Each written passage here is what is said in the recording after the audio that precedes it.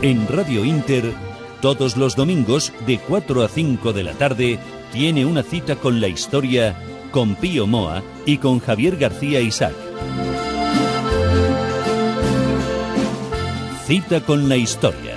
Presenta Javier García Isaac.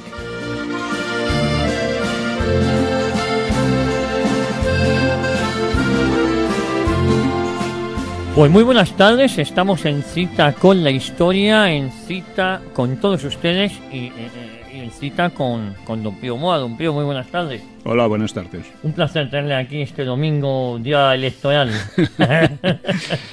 Elecciones, para elegir entre un mal y otro, pero bueno.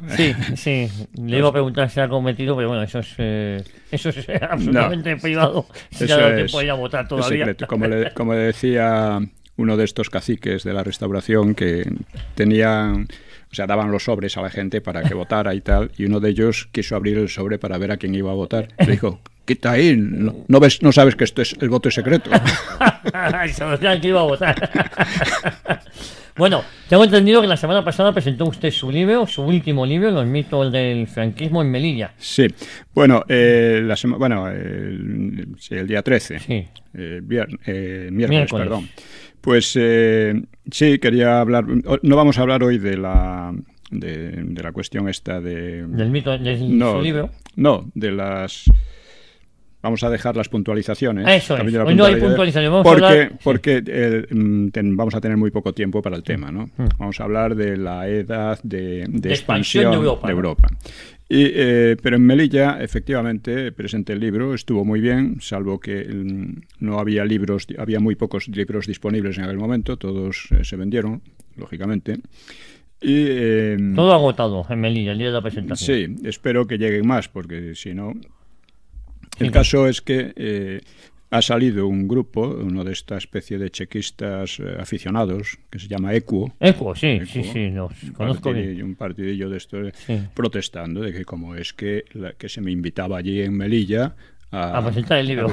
Por lo visto solo se les puede presentar, solo se le puede invitar a ellos, o a gente de su... Son la clase de demócratas que tenemos aquí en la izquierda, por desgracia, ¿no? La izquierda no se ha civilizado todavía en España. No, yo he comentado en alguna ocasión que hace falta una verdadera transición donde la izquierda reconozca sus errores y reconozca que no ha sido demócrata. Y que cambie, ¿no? Sí, porque siguen igual. Y el caso es que, bien, la presentación estuvo muy bien, estuve explicando un poco el libro, el gran problema que existe con este tipo de cosas, que es una especie de censura no abierta, pero muy eficaz. Una censura cerrada, simplemente no te llaman a los grandes medios, no te... en fin... Sí, te silencian. Te silencian en todo lo posible. En las librerías no hay libros, cuando lo va a pedir, sí. le recomiendan que compre otros. En algunas sí, por ejemplo el Corte Inglés sí están, creo que también en Vips y algunos otros establecimientos están, claro, pero hay bastantes librerías en las que o lo tienen medio escondido o incluso no lo piden, como la Central, que es una cadena de librerías importante, simplemente no lo piden.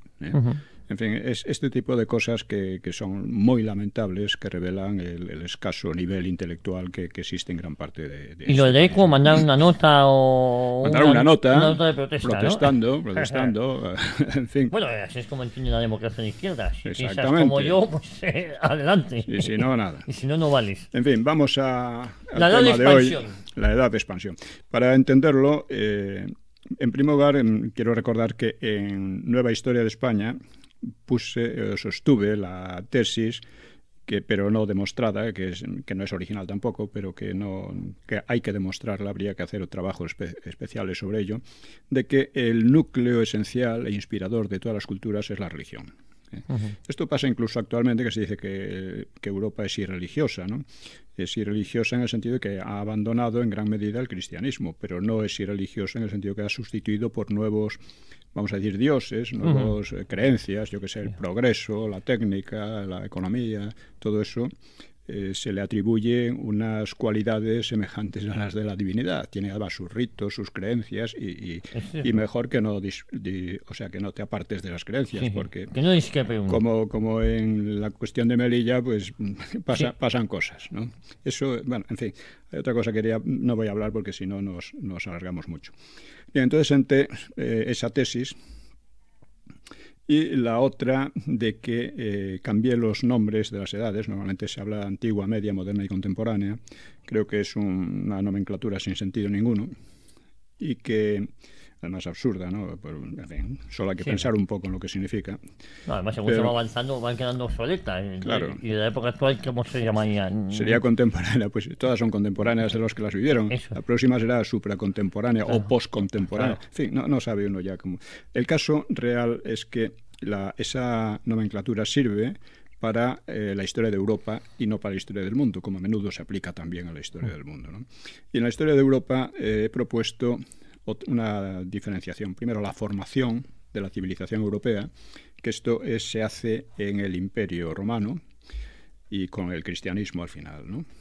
Esta es la base, el Imperio Romano, es decir, la tradición grecolatina, y muchas otras cosas, el derecho romano y mil cosas más, y luego el cristianismo, que es un elemento más esencial porque fue el elemento también transmisor de la propia cultura grecorromana después de las invasiones de la caída del Imperio Romano. Y la sabiduría de la cultura, de Occidente, ¿no? Esta edad de formación que duró unos 7 siglos, ¿no?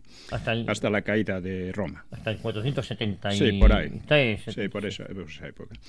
Luego viene la edad de supervivencia, porque digamos que Europa, la naciente cultura europea, tiene que afrontar 2 oleadas de invasiones. La primera, que destruye el imperio, y una segunda, que ya hemos hablado bastante de ella, de los vikingos, los islámicos, sobre todo los islámicos, los magiares, etcétera, que amenazan con destruir lo que se está construyendo sobre las ruinas del Imperio Romano, ¿no? Es una época en que los monasterios juegan un papel esencial, en condiciones muy precarias, pero se va creando una nueva sociedad en la que, por ejemplo, hay servidumbre de la gleba, pero poca esclavitud, en contraste con el Islam. Es una época también de crisis del papado y que culmina un poco en el cisma de Oriente. El cisma en que se separan los ortodoxos, ¿no? Y sin embargo... ¿Y ese achaque, un inciso, al cisma de Oriente es quizás por esa deformación que había ido el papado de Roma? No. ¿O no necesariamente? No. Básicamente es que en Oriente no querían reconocer a Roma como la cabeza de la Iglesia. Cabeza de la Iglesia. Entonces, allí funcionaban de otra manera. Hay también otras cuestiones puramente teológicas, pero que, vamos, yo creo que la verdadera causa es eso.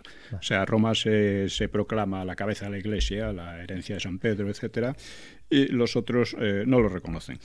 Esta decisión de Roma es fundamental para la posterior historia de Europa, porque establece, como ya hemos dicho también, una diferencia importante entre el poder espiritual, que es independiente del poder político, y los poderes políticos. Mientras que en el Islam, por supuesto, se confunden, en el judaísmo también, y en la ortodoxia oriental, pues lo mismo, ¿no? O sea, siempre los poderes espirituales han estado muy ligados y muy dependientes al final. En cambio, en la parte occidental ha habido una independencia básica, muchas querellas entre ellos, literalmente a tortas muchas veces, entre el imperio, el Sacro Imperio y Roma, etcétera. Pero básicamente esta diferenciación ha sido uno de los factores que ha dinamizado la cultura europea y que han dado desarrollo después a las cosas como las libertades individuales, etcétera, ¿no? Incluso son las raíces también de la democracia, ¿no?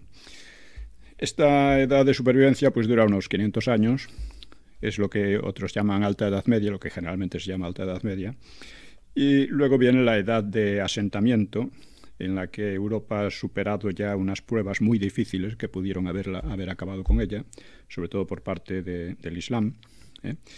Y es la época ya del románico y el gótico, fundamentalmente, de las catedrales y de las universidades.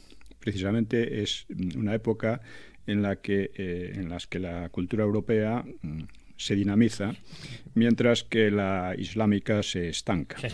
Se va estancando y tiene que afrontar todavía graves peligros. Uno de ellos fue la invasión mongólica, que ocasionó una devastación espeluznante, ¿no? Destruían ciudades y asesinaban a todos sus habitantes, ¿no? En Rusia, por ejemplo, ¿no? Acabaron con la Rus de Kiev, que es el origen de Rusia. ¿De Rusia? ¿No? Sí. Y eso ocurrió más o menos en la primera mitad del siglo XIII y un poco más. Lo que pasa es que a España ni al occidente europeo no les llegó porque, por razones que no fueron ninguna derrota, sino, en fin, problemas entre los propios mongoles, pues abandonaron la conquista en aquellos momentos, ¿no? Pero habrían podido a lo mejor aniquilar, como aniquilaron otras muchas culturas, ¿no? Fue verdaderamente aniquiladora aquellas invasiones, ¿no? Luego, en el siglo siguiente, a mediados del siglo XIV, tuvimos la peste negra, que duró 7 años, que se extendió por Eurasia, África del Norte y por Europa. Y en Europa causó la muerte entre 1/4 y 1/3 de la población. Nada menos, ¿eh? Tremendo. Es tremendo. Algunos dicen que la mitad o más, y en algunos sitios probablemente fue así, ¿no? Sí. Y la peste también pudo haber dado un golpe mortal a la civilización europea, pero las instituciones eran ya lo bastante fuertes para resistir bastante bien. Supervivir. Básicamente no cambió nada. Es también una época en que Europa empieza a tomar un poco la iniciativa frente al Islam con las cruzadas, aunque fracasan, ¿eh? Es la época también del cisma de Occidente, en el siglo, bueno, entre el 1338 y 1417, en que llegó a haber 3 papas en Occidente, ¿no? Y en fin, esto dura también pues unos 5 siglos, hasta el siglo XV. Hasta el siglo XV. Es que esa es una época muy dura también, ¿no? Tanto la de muy supervivencia dura, como la de asentamiento. Sí, la de supervivencia muy dura, porque además Europa pudo haber desaparecido, como han desaparecido otras muchas civilizaciones y culturas. O el Islam pudo haberse impuesto, ¿no? Por ejemplo, o pudo no haberse resistido, las invasiones vikingas y demás pudieron haber destrozado de tal manera las estructuras que se estaban creando en la época, obispados, monasterios y todas esas cosas, reinos nuevos, pero bueno, al final aguantó. El Islam, por supuesto, extirpó el cristianismo del norte de África y del Oriente Próximo, pero los vikingos y demás pues fueron conquistados por el cristianismo, con lo cual se incorporaron a la civilización europea, ¿no? Viene luego lo que vamos a tratar hoy, que es la edad de expansión. O sea, vemos cómo Europa se va asentando, se va fortaleciendo y llega un momento en que toma la iniciativa, toma la ofensiva, vamos a decir, y es la edad que se llama Edad Moderna, que son 3 siglos, o sea, el siglo XVI, XVII y XVIII básicamente, y que muchos suelen datar a partir de la caída de Constantinopla, que fue en 1453. Pero es una fecha significativa, porque marca la segunda oleada islámica, es decir, que amenazaba a la Europa cristiana. El Islam, en su primer impulso, destruyó la cultura cristiana, como he dicho, en Oriente Próximo y Norte de África, y se impuso por largo tiempo en la península ibérica. Y en esta segunda oleada, con los otomanos, los turcos, pues destruyó el Imperio Bizantino, conquistó los Balcanes, Hungría, el sur de Rusia y el norte de África. Es decir, amenazaba tomar en tenaza al conjunto de Europa, primero avanzando hacia el centro, hacia Austria y Alemania, y por el sur, por el Mediterráneo. Tenía la mayor flota, entonces la más poderosa, ¿no? De hecho, dominaba gran parte del Mediterráneo. Si hubiera logrado sus objetivos, la historia de Europa occidental habría sido completamente distinta, ¿no? Pero la invasión fue detenida en Viena en 1529 y en el Mediterráneo, en Lepanto sobre todo, a partir de Lepanto, en 1571. En el Mediterráneo la contribución española fue la decisiva y fue importante en el caso de Viena, que volvió a estar amenazada en una época tan tardía como 1683. Por consiguiente, lo que caracteriza a la nueva edad, llamada moderna de un modo inadecuado, no es el comienzo de la conquista e islamización de Europa, sino al revés, la contención del Islam y la expansión europea en un doble sentido, interna y externa. En lo externo, Europa se va expandiendo su poder y su civilización por todos los mares y por los continentes aledaños. Y en lo interno se suceden 3 grandes periodos culturales que convencionalmente llamamos Renacimiento, Barroco e Ilustración, que corresponden, grosso modo, pues, a los siglos XVI, XVII y XVIII. Es decir, la cultura europea, en lugar de estancarse, pues adquiere un dinamismo creciente. Coge cada vez más impulso, más fuerza, ¿no? Y, por tanto, esta edad dura 3 siglos, como hemos dicho, ¿no? Así que el problema es que examinar cada una de estas 3 épocas, el Renacimiento, Barroco e Ilustración, exigiría mucho tiempo, por lo que vamos a centrarnos hoy en 2 aspectos. La escisión protestante, el cisma protestante, y la expansión transcontinental. En estos 2 aspectos España tuvo un papel esencial. España fue el bastión frente a los turcos y frente a los protestantes. Impidió que Europa pudiese, o la propia Roma, llegara a ser conquistada por los turcos. Contuvo a los protestantes, que quedaron reducidos en Países Bajos, ¿no? Países Bajos, también en Francia, en parte, pero en Francia también fueron contenidos, ¿no? En gran medida gracias a España.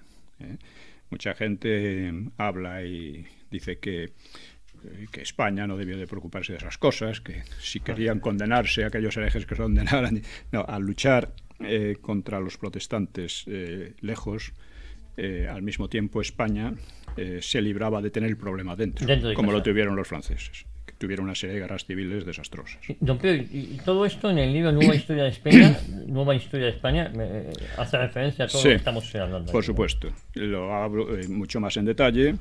Y precisamente vamos a ver un poco la cuestión de los protestantes, basándome en lo que trato en Nueva Historia de España.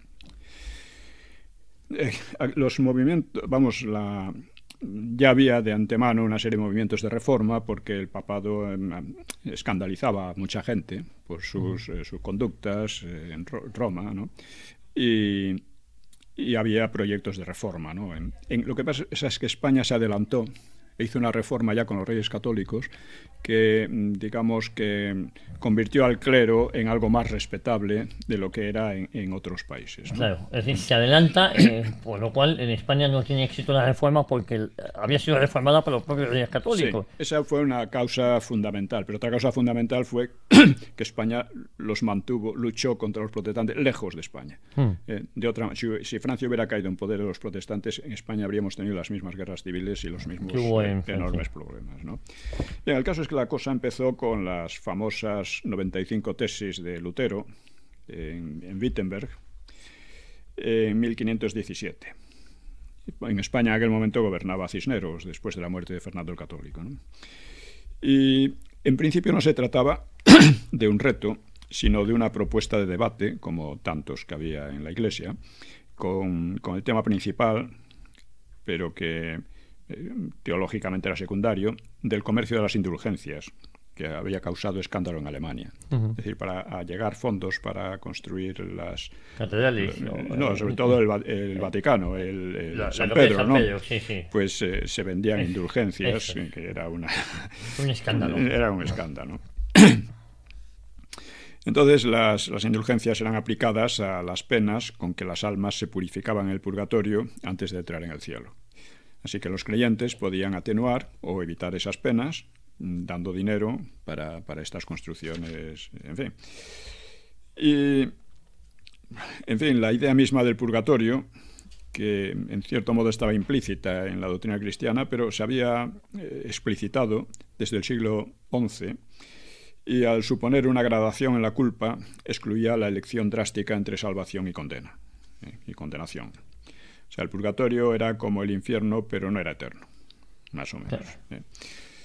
El historiador francés Le Goff, por ejemplo, señala que la idea del purgatorio redundó en una mayor tolerancia hacia los pecadores, porque superaba un poco el maniqueísmo del bien y del mal absolutos y humanizaba un poco las penas, ¿no?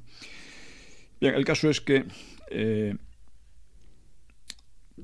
como diríamos, Lutero estaba muy irritado contra estas cosas, contra el comercio de indulgencias y contra el comportamiento de Roma, pero al mismo tiempo había en él un sentimiento nacionalista alemán, ¿no? Por ejemplo, decía cosas como: no hay nación más despreciada que la alemana. Italia nos llama bestias. Francia e Inglaterra se burlan de nosotros. Todos los demás también. O decía: los italianos se creen los únicos seres humanos. Los alemanes daban a Roma 300.000 florines anuales para alimentar a los criados del Papa, a su pueblo, incluso a sus bribones y mercaderes. Y llegaría a clamar, muy enfadado, en el 1520: si castigamos a los ladrones con la horca, a los salteadores con la espada, a los herejes con la hoguera, ¿por qué con mayor razón no atacamos con las armas, a la Sodoma romana y nos lavamos las manos en su sangre? Era violento. Era duro. Era violento. Sí.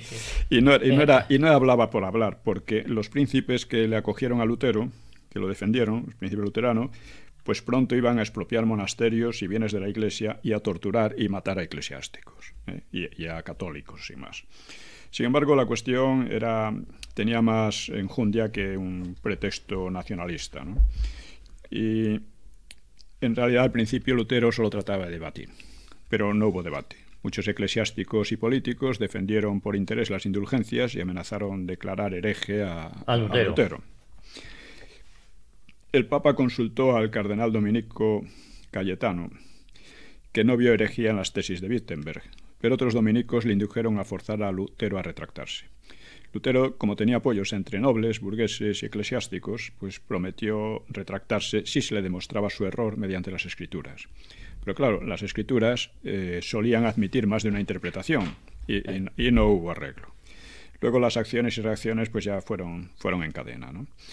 El emperador Carlos V, que era el rey primero de España, Carlos I de España, advirtió en 1521 en la Dieta de Worms. Dice: este hermano aislado hierra con seguridad al alzarse contra el pensamiento de toda la cristiandad, pues si él tuviera razón, la cristiandad habría andado errada desde hace más de 1000 años.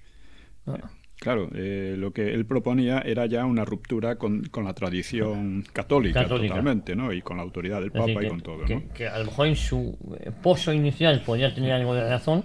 Sí, en ese aspecto era razonable, pero Lutero fue excomulgado. Entonces elaboró una teología que ya rompía radicalmente con el la catolicismo, Iglesia. Sí, con la Iglesia. Con la Iglesia, ¿no? Vamos a hacer, tío, si me permite, la primera pausa, muy breve, minuto y medio, interesantísimos los ojos publicitarios, y continuamos aquí hablando de la edad de expansión de Europa. Exactamente. No se muevan.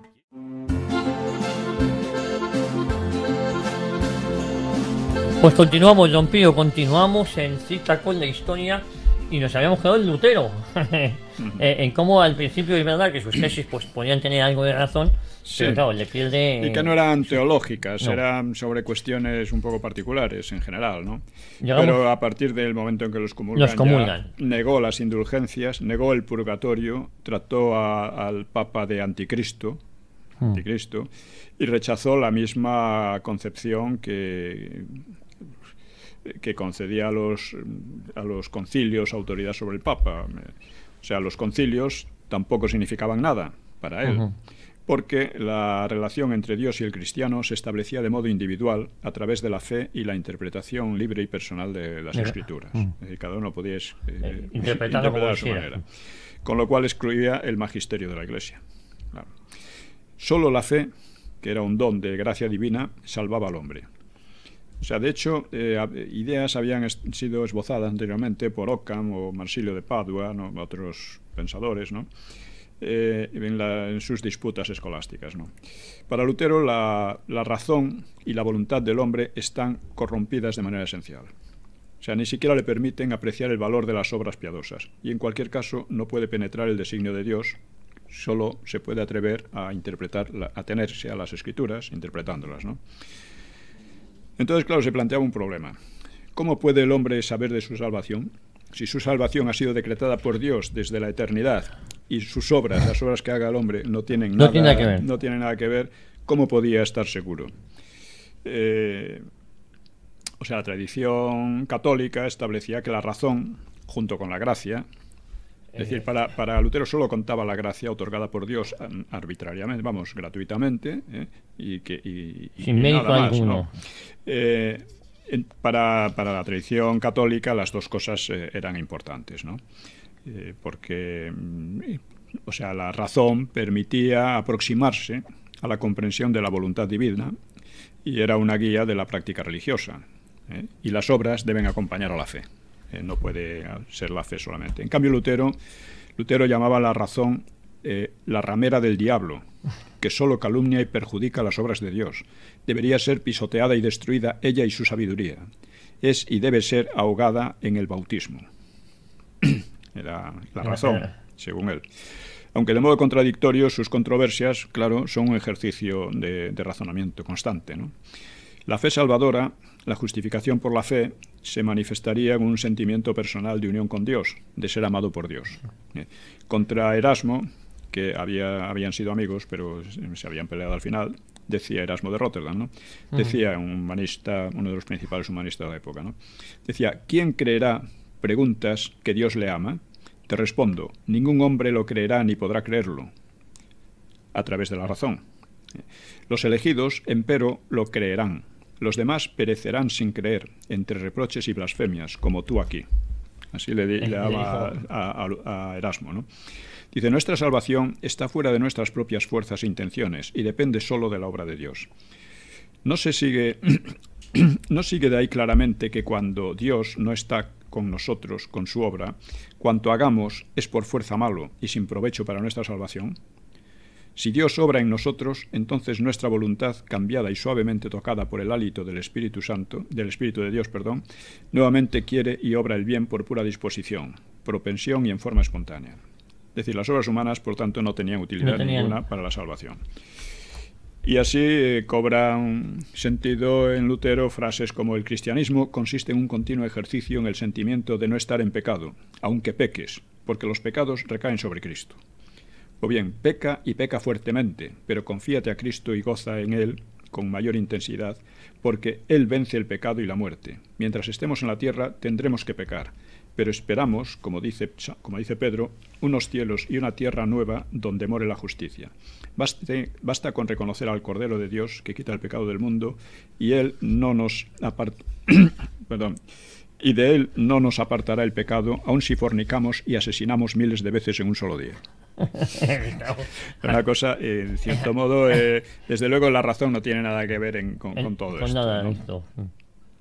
Esta posición también destruía el libre albedrío, otra base de la ética y de la responsabilidad personal en la doctrina católica, claro. Para Lutero, Dios tenía resuelto desde la eternidad quiénes habían de salvarse o condenarse.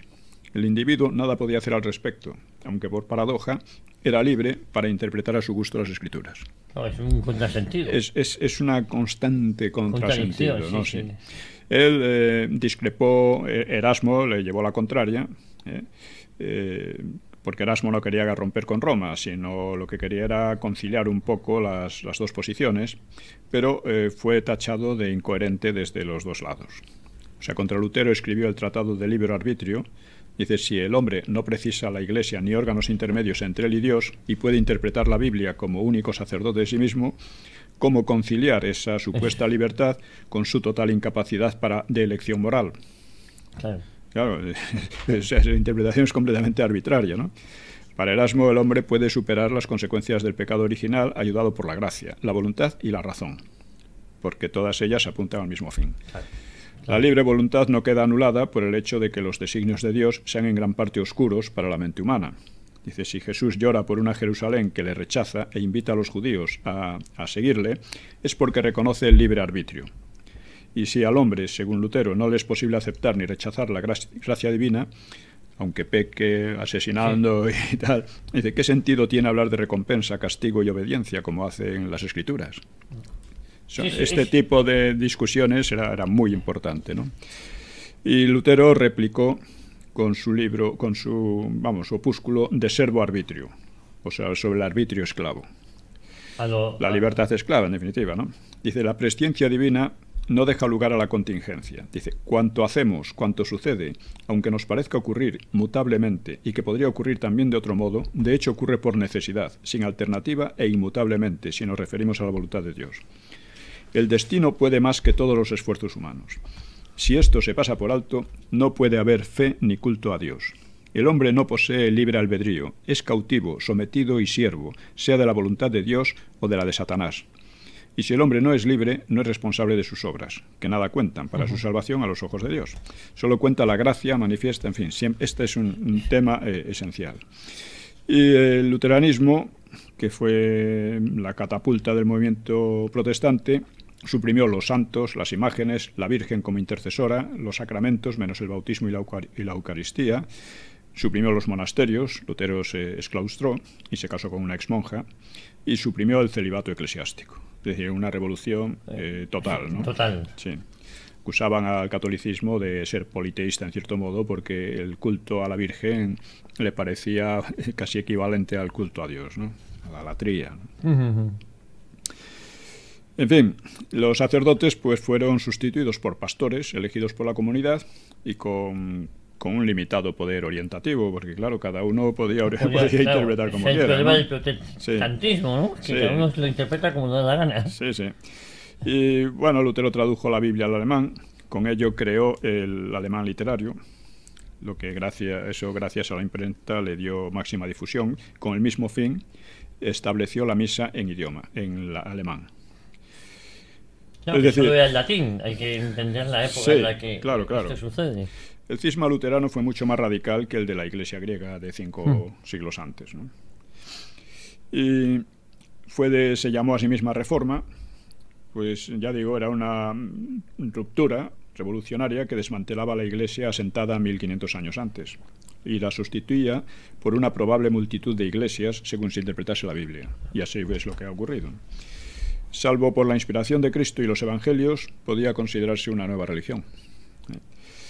Otras rebeliones dogmáticas, bueno, habían sido aplastadas por el poder del papado y los reyes, pero en esta ocasión se creó una poderosa alianza de nobles alemanes que estaban muy interesados precisamente en expropiar a los bienes eclesiásticos y a los propios católicos. Que no era por un tema de fe, sino un tema de interés económico al final. Las dos cosas iban muy mezcladas, ¿no? Y entonces, pues, en fin...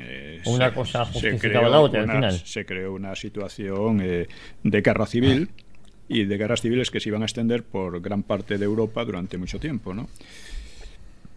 Por ello Lutero pues fue acusado de propiciar el motín y la disgregación de la cristiandad, lo cual en España sobre todo sentaba muy mal, porque España era el elemento de vanguardia contra los turcos y en defensa de la Iglesia, y que en la retaguardia estuvieran los luteranos destruyendo la base del catolicismo, pues se consideraba una especie de traición fundamental. En España tuvo éxito cero el luteranismo. Gracias en parte a la Inquisición y gracias, como dije antes, a que la lucha contra el luteranismo se hizo fuera de España. Se hizo fuera de España, además se contuvo en Francia, que fue esencial, ¿no?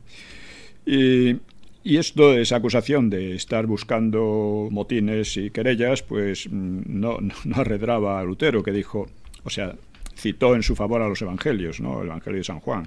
Dice, no he venido a traer la paz, sino la espada. Dice él, he venido a echar fuego a la tierra. Lee en los Hechos de los Apóstoles los efectos de la palabra de Pablo, como él solo excita a gentiles y judíos, o decían sus mismos enemigos, trastorna el mundo entero. Son palabras en que él se apoyaba, ¿no?, para justificarse. Dice, el mundo y su Dios no pueden ni quieren tolerar la palabra del Dios verdadero, y el Dios verdadero no quiere ni puede callar. Y si estos dos dioses están en guerra entre sí, ¿qué puede producirse en el mundo entero sino tumulto? Querer aplacar los tumultos es querer abolir la palabra de Dios e impedir su predicación.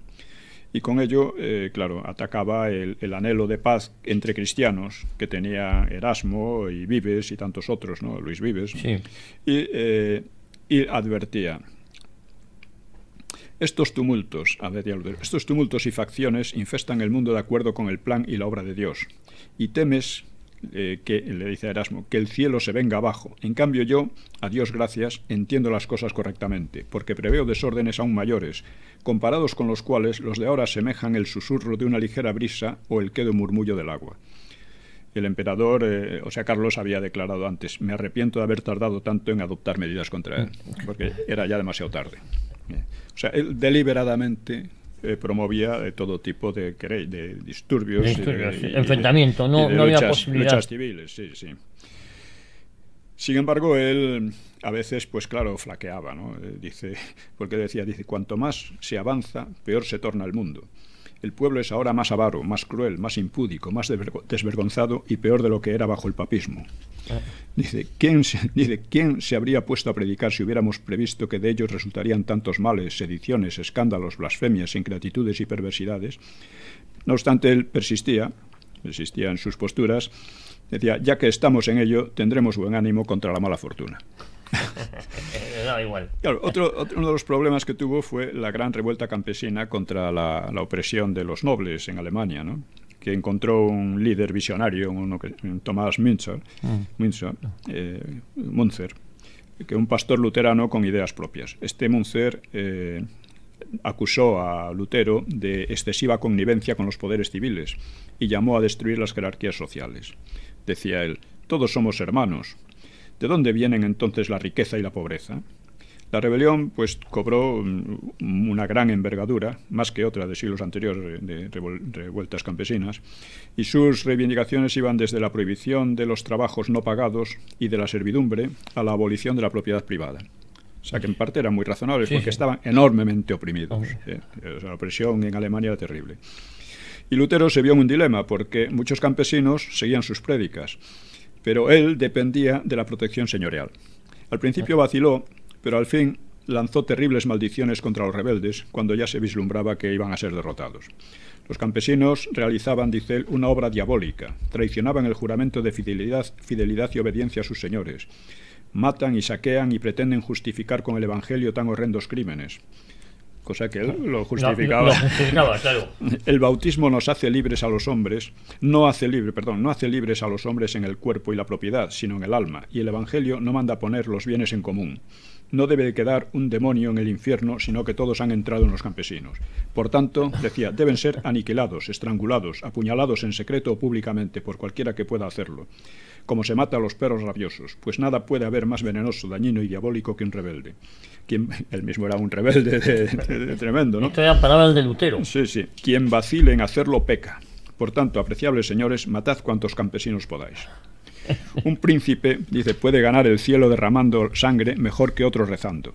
Sofocar la rebelión costó un verdadero baño de sangre con hasta 100.000 muertos en aquella época. Que es la barbaridad, efectivamente. También Lutero consideraba la brujería como una realidad, promovió la persecución y quema de brujas, cosa que aquí en España se impidió. Lo impidió la Inquisición, precisamente, ¿no? Y a los judíos los ponía... Dice, no han aprendido ninguna lección de sus terribles desdichas durante más de 1400 años de exilio. Ello, lo cual probaba que eran contumaces, de modo que no me propongo convertir a los judíos porque eso es imposible. Son engendros de víboras, hijos del demonio. El cristiano no tiene enemigo más enconado y mortificante que el judío. Se quejan de estar cautivos entre nosotros, pero nadie los retiene, pueden irse cuando ellos quieran. Ellos, archiladrones, nos tienen cautivos con su usura. Si tuvieran el poder de hacernos lo que nosotros podemos hacerles a ellos, ninguno de nosotros viviría más de una hora. En fin, era una retahíla de mucho cuidado. Sí. Entonces decía que había que castigarlos de 1000 maneras, pero finalmente alejarlos, expulsarlos o masacrarlos, ¿no? Es la... ¿Y esto puede suponer un freno a la expansión de Europa en ese momento en estas luchas? Evidentemente crea unas guerras civiles, etcétera, pero ahora vamos a ver cómo fue la expansión, fundamentalmente española y portuguesa, pero más tarde de otras, ¿no? Y, en fin, él mismo, claro, llega un momento en que dice, bueno, ahora resulta que ahora cualquier badulaque, cualquier persona que sin la menor instrucción, resulta que interpreta las escrituras mejor que yo. Claro, porque él dio pie a eso, además. Sí. Bueno, luego vino el calvinismo, que era un discípulo de Lutero, encontró, porque había un problema muy serio de conciencia. O sea, si no tienes posibilidad de saber si si te vas a salvar o no, pues es una situación insoportable. Claro. Y si Calvino, ya está escrito antes incluso de que nazcas, que vas a ser condenado o no, entonces... Y Calvino pues encontró una solución diciendo que se notaba en cómo le iban a uno los negocios, cómo iba la vida, si iba a ser... Y esto contribuyó a cierta moral capitalista, ¿no? Aunque no fue la base de ella, ¿no? Estas cosas venían de más atrás. Pues nos quedamos aquí, hacemos la última parada publicitaria y nos enfrentamos a la recta final, nos quedan 20 minutos más o menos de programa, así que continuamos en Cita con la Historia. Pues continuamos en Cita con la Historia con don Pío Moa. Nos habíamos quedado en el luteranismo, el protestantismo, que luego se desarrolla con el calvinismo, pero vamos lo que creo que lo que hemos dado permite entender bien lo que estaba sucediendo entonces en la época, ¿no? Y cómo lo interpretaban los católicos y en particular los españoles, ¿no? Precisamente por esa época España estaba luchando en 3 frentes: contra los turcos, contra los protestantes, contra Francia en el siglo XVI, contra Francia, que estaba en una disputa por Italia y en general por la hegemonía en Europa, y contra Inglaterra. Y luego más tarde contra los holandeses, contra todos. Contra todos. Era una lucha extenuante, ¿no? No obstante, gracias a los tercios, por una parte, que eran el instrumento militar, la organización militar más importante, mucho mejor que cualquier otra, ¿no? Pues gracias también a tener una gran cantidad de excelentes dirigentes militares, pues no pudo vencerlos, pero sí contenerlos. Los venció en muchas ocasiones, pero no pudo. Entonces, al mismo tiempo, le llamamos edad de expansión porque efectivamente Europa se expande, y se expande primero con el descubrimiento de América, con el descubrimiento del Pacífico, y todo esto se hace mediante el poder naval. Es decir, España tiene la historia, ya lo he dicho alguna vez, y casi siempre se olvida, tiene la historia naval más importante del mundo. O sea, basta con estos 3 hechos, que son barcos españoles cruzaron por primera vez el Atlántico, descubrieron América, descubrieron el Pacífico, lo cruzaron, establecieron rutas comerciales, etcétera, y dieron la primera vuelta al mundo. Solo con estos 3 hechos ya es, en la historia de la humanidad, es la historia naval más importante, ¿no? Más que la Inglaterra, que la Inglaterra siguió en gran parte a partir de los descubrimientos españoles. Pero es que aparte de eso hubo montones de expediciones, de descubrimientos, en fin, por gran parte del mundo. Solo por eso ya es... Por gran parte del mundo, sí. Y esto se olvida. Lo que pasa es que también, no sé por qué, en España no hubo una literatura al nivel de todas esas acciones. Mientras que en Inglaterra la literatura inglesa naval es fantástica, es buenísima, es muchísimo mejor que la española, sin duda alguna. Y aquí se hace una dejadez que al final parece nos validamos nuestra propia historia, nuestras propias hazañas. Claro. Entonces empieza, todo eso ha unido a la conquista de América, de las Filipinas, de otras islas del Pacífico, descubrimiento y conquista, muchos tiempos. Algunos dicen, bueno, los indios ya habían descubierto América. Hombre, no habían descubierto, no sabían dónde estaban. O sea, tú descubres cuando pones en relación lo que tienes con otra cosa. Y eso fueron los españoles, ¿no? Indudablemente, los españoles de la época, tan distintos de los de ahora. Sí. Todo se ha dicho. Hay que ponerlo en su sitio. El caso es que España, ya digo, por una parte... está enfrentada con los turcos, les ocasiona derrotas, no consigue evidentemente expulsarlos del Mediterráneo, pero los contiene. A los protestantes los contiene en Francia y en Holanda, en los Países Bajos, ¿no? Incluyendo Bélgica. A veces se presenta esto como una derrota española, pero no lo es en ningún caso. O sea, si el catolicismo se impone en Francia es en gran medida gracias a la intervención española. Y en los Países Bajos la cosa terminó en un empate. Holanda quedó para los protestantes, los calvinistas, y Bélgica permaneció católica, ¿no? Bien, y al mismo tiempo, en toda América se estaban conquistando enormes territorios, y es curioso porque en Nueva Historia de España cito también a Gombrich, que es un gran historiador del arte, especialista en arte, ¿no? Y que dice una serie de majaderías en un pequeño libro, la historia del mundo contada a un niño, algo así, en plan infantil, ¿no? No me acuerdo cómo se titula el libro. Y habla de los conquistadores españoles como una especie de bestias sanguinarias que no tenían límites ni a su maldad, ni a su audacia, ni a su... Bueno, no. O sea, los conquistadores llevaron... Ahora también con este indigenismo se habla mucho de que si los españoles se llevaron el oro y cosas así. Yo se lo he oído a mucha gente, peruanos y otros y de aquí, y de gente de aquí. sobre todo de aquí, sí, encima. Mire usted, el oro, primero fue poco, fue sobre todo plata, ¿no? Pero el oro y la plata allí no tenían valor económico ninguno. O sea que cuando se dice, es que les cambiaban el oro por bolitas de colores, es que a ellos les llamaba mucho más la atención las bolitas de colores. El oro que no sabían... Claro, que para ellos era una cosa para adornar, para hacer cosas más o menos ornamentales, pero no tenía el valor económico que tenía para los españoles. En Europa. Entonces, eso en primer lugar. En segundo lugar, a cambio de ese oro y de esa plata, ¿qué llevaron los españoles allí? Porque parece que fueron allí a saquear y no dejaron nada. No, pues los españoles llevaron... Primero, un idioma que permite, porque entre los indios había cientos de lenguas que no se entendían a poca distancia unos de otros, ¿no? Eso es importante, una lengua de comunicación. Pero, porque además en general los españoles no la impusieron. El español se impuso después de la independencia, de manera general, como una política normal. Antes, por ejemplo, los misioneros procuraban conocer las lenguas de los indígenas e incluso escribir en ellos. Luego, ¿qué más llevó España allí? Pues llevó una serie de animales. Llevó la rueda, que era desconocida allí. La rueda como instrumento de trabajo, ¿no? Que facilitaba muchísimo los trabajos, desarrollaba la técnica, ¿no? Llevó caballerías. Esto es importantísimo porque hasta entonces los indios transportaban a sus espaldas las cargas, que era una cosa que los destrozaba, ¿no? Entonces podían transportar cargas mucho mayores y a lomos de caballerías, o sea, de asnos, de mulos o de caballos, ¿no? Llevó sobre todo universidades, llevó la imprenta, llevó las leyes de Indias. Las leyes de Indias son un gran monumento jurídico mundial. Muchos dicen que es que no se aplicaban mejor o peor, como todas las leyes. Muy avanzadas a su tiempo, además. Muy avanzadas, incluso ponía la jornada de 8 horas para... Y la baja maternal hablaba. Sí, muchas cosas por el estilo, sí.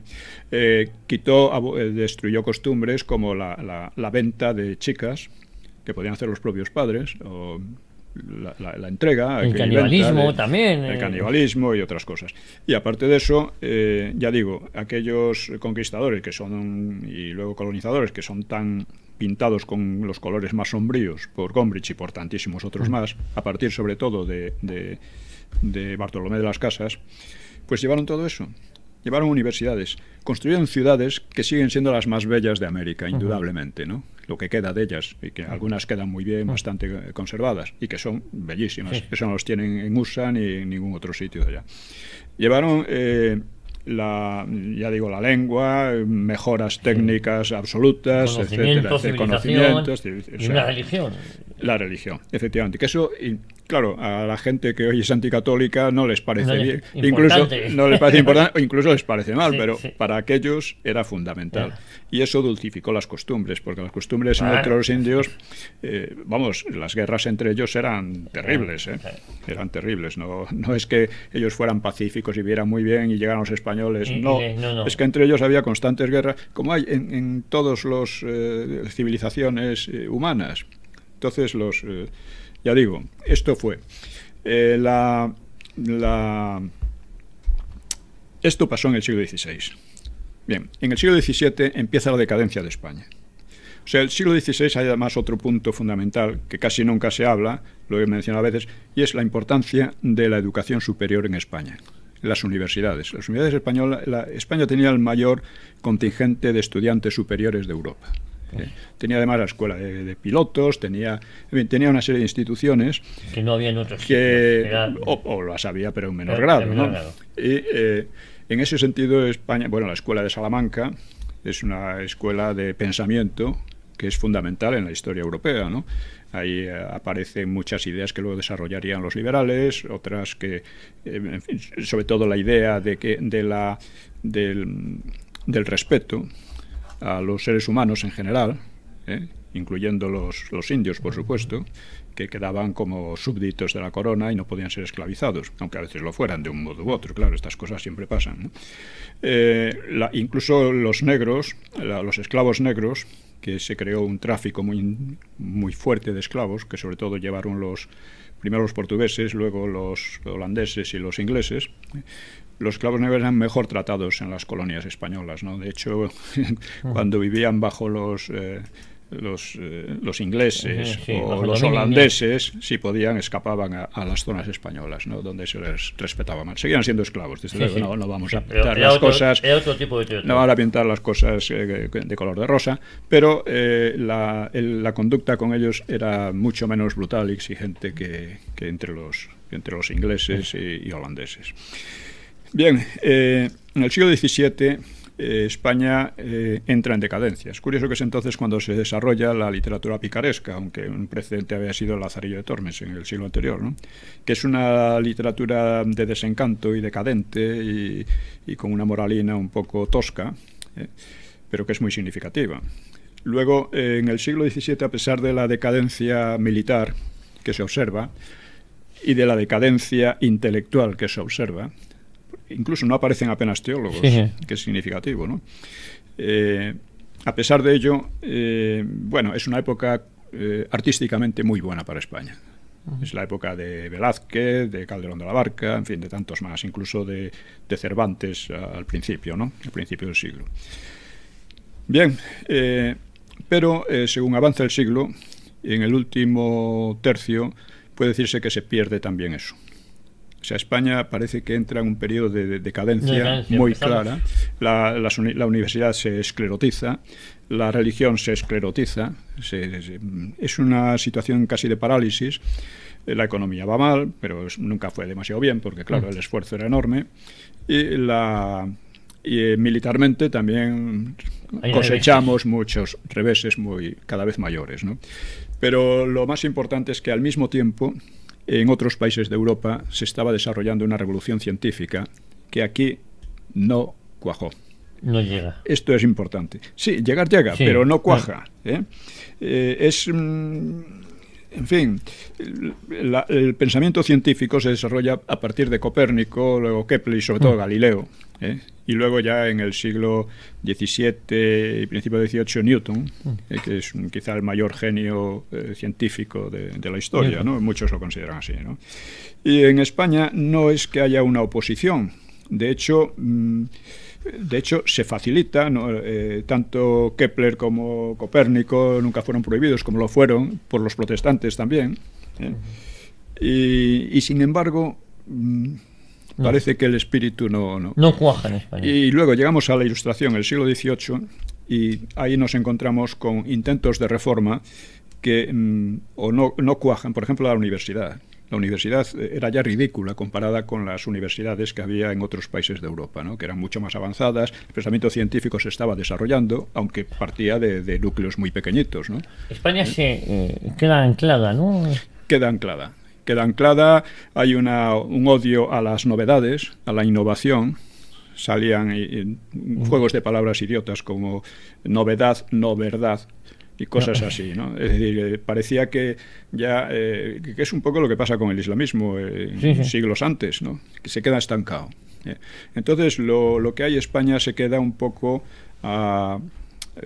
chupando rueda, pero atrasado, pero muy atrasado en relación con Francia, en relación con Inglaterra, en relación con Alemania. Y dejamos de ser la vanguardia. Sí, ya no, el pensamiento es mucho menor, mucho más precario. Aquí no hay un Descartes, no hay un Leibniz, no hay un Newton, por supuesto, ¿no? Ni un Galileo. Y nuestra época de decadencia podemos decir que empieza en el siglo XVII, donde se empieza a atisbar. Empieza en el siglo XVII. Todavía hasta el último tercio, sobre todo en el aspecto artístico, España alcanza incluso su mayor esplendor. Eso es. Pero empieza a quedarse atrasada la universidad, empieza a quedarse atrasada en el pensamiento científico, que apenas se desarrolla. En el siglo XVIII eso no se enmienda lo suficiente. En el siglo XVIII España sigue siendo una gran potencia. Incluso su expansión sigue. O sea, en el siglo XVIII la expansión por América, pues llega a Alaska, etcétera, etcétera. Y el siglo XIX ya se le acabó. Pero ya llega la invasión napoleónica, pero eso ya entramos en otra época. En otra época. Y hasta entonces, bueno, España queda, digamos, militar y políticamente como una gran potencia, quizá la tercera o cuarta, en fin, del mundo, pero en el pensamiento, la ciencia, etcétera, queda mucho más atrasada. Pues don Pío, yo creo que ha sido muy clarificador. Es decir, España alcanza, podemos decir, casi su esplendor en el siglo XVI. En el siglo XVI, indudablemente. Y a partir del XVII empezamos a ver nuestra decadencia. Sí. Seguimos siendo una gran potencia, siglo XVII y XVIII, ya hasta la guerra napoleónica. Sí. Ya nos metemos en otro berenjenal. Exactamente. Del que creo que todavía no hemos levantado cabeza. Efectivamente, así es. Eso, pues ya nos vamos, don Pío. Muchísimas gracias. Espero que a todos ustedes les haya gustado este programa, La Edad de Expansión de Europa. Nos quedan muchos flecos que estoy seguro que iremos rematando con siguientes programas. El tema es inacabable. Es inacabable. Pío, muchísimas gracias. Don Pío, la próxima semana un poco más. A todos ustedes, muchísimas gracias. Les esperamos aquí en Cita con la Historia el próximo domingo. Cita con don